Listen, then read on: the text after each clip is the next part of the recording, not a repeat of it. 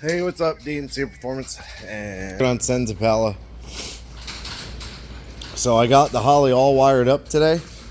The fan, I got the fan swapped out, so that's that Proform brushless fan. Those things are sick.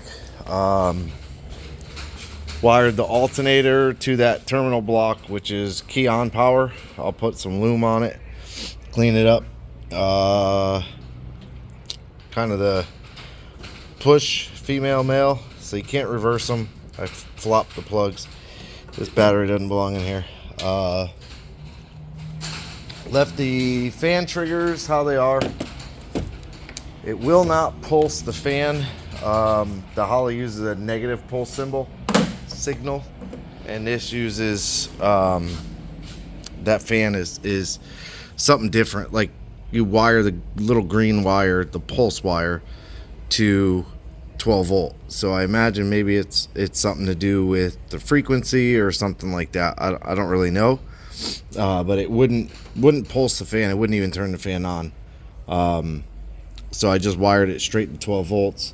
It's probably better anyways, because the car is staying like 195 and starts to kind of come down. It clicks the fan on, it gets up to like 197, and then once the fan comes fully on, it's blowing a ton more air compared to, you know, the cheap little eBay fan or Amazon fan. So that thing's working really, really good. It's keeping the car cooler. I got it running. The issue I'm having right now is it idles. It'll start and idle pretty good, but if you blip the throttle, it actually sucks the blade open. Almost like that return spring that's on that Edelbrock throttle body is just not enough or something. This has some weird screw on the top, and then it has the IAC motor. He did buy a new IAC motor, but the IAC is responding. You could hear it moving. So I'm not sure if it's something to do with that screw on the top, or just the throttle body is worn and the spring is worn, so it won't hold itself closed. But if you just barely blip the throttle, it'll come down and then surge up and then come down and basically stall. And it'll do it over and over and over and over and over. And I've done all the PIDs to slow it down. It will not slow it down. So I think what I'm going to do tomorrow, I'm going to let everything cool off. I noticed you can see some water down there. That's from that upper hose. Is seeping a little bit. And I think what it is these are the spacers, and they are pretty dry rotted. So I don't know if I have more of these spacers. I might have some, because I know this is kind of the same hose I used on DJ's car and a couple other cars. So I might have that rubber spacer. Otherwise, I'll just use a silicone boot like he did down there. Get the clamps back on it. I believe I have those. Who knows? But I'm going to let it cool down. Tomorrow morning, I'll fix that coupler. And then I'm going to try and swap the throttle body with my throttle body up on the shelf right there. Right there, which is like the cheap Amazon throttle body.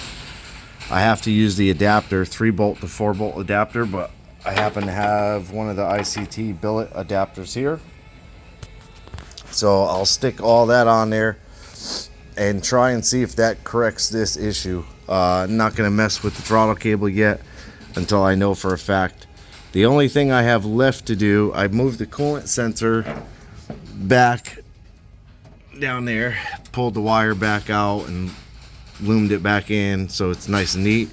I have to extend the oil pressure. I kind of forgot until the last minute, and then I said not a big deal. I know the car has oil pressure, so I have to just extend that over to the sensor on the other side of the block on the bottom. And then everything is pretty much done. I got the AC. When he turns the AC on, it'll kick the IAC up. I got that wired into a Deutsch connector along with the 2 fan outputs, and there's a spare spot for whatever. direct battery feed to the Holley red wire. I gotta put some tape on this. Keyed on 12 volt is the same keyed on 12 volt that triggered the old ECU that used to sit over here. So everything is back how it should be. Car's running, doing what it's supposed to do, except for this idle issue. And I've never really had this idle issue other than Chris's car, but we used to just kind of idle it a little bit high and it would surge its way in and kind of calm down after a little while. So I'll have to figure that out. Other than that, I think that's pretty much everything we talked about doing. The only other thing, I have to wire the brake switch to the Holley, which is the gray wire here and this purple wire that comes off the brake switch. So I have to pull the gray wire up and then I have to mount the ECU. I ended up pulling the main harness back in a bunch to kind of get rid of that big loop that was out there. So I have to do that and then just put the screws back in the dashboard and plug in the Dakota Digital, make sure everything's right and working. I'll probably have to go through and program that, which will take 9 hours, but no big deal. So yeah, getting there. Let's see if it'll start. Don't do it in gear.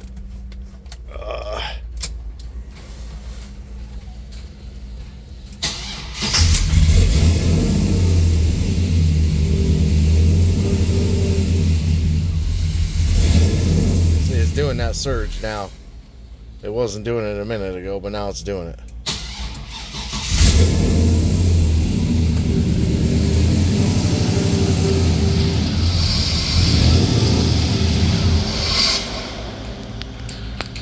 I don't know.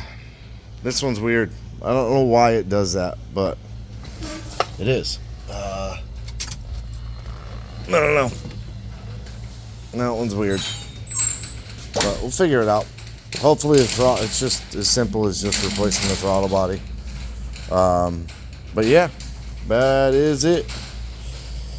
A little bit more. I should have it all wrapped up tomorrow. Hopefully. And then we'll kind of go from there. I'll probably take this P-clamp that was on there before and probably grab that loom right there, grab the harness and stick it up against the firewall. The heater box is right behind it, so I have to be careful because this has like a factory heater box from Vintage or whatever. So I just got to be a little bit careful I don't blow a hole through it or something. Yep. And then I kind of left all the inputs, the extra inputs and outputs over here. I don't know what I'll do with those. Maybe just leave them there if he ever wants to add something. I don't think he will, but if he ever wants to add something, they're readily available, easily available, whatever you want to call it. Easily accessible. Yeah, that's it. So anyways, that's it for today. I'm headed home, tired, but yeah, Sense car should hopefully be all wrapped up tomorrow, and that's that. Appreciate you watching. Like, subscribe, hit the bell to be notified. I do almost every day. I do a video. We're trying to get in with a couple of airboat motor builders, do some tuning for them. I did Scott Smith's airboat. It's a Hammond airboat. I don't know the engine builder.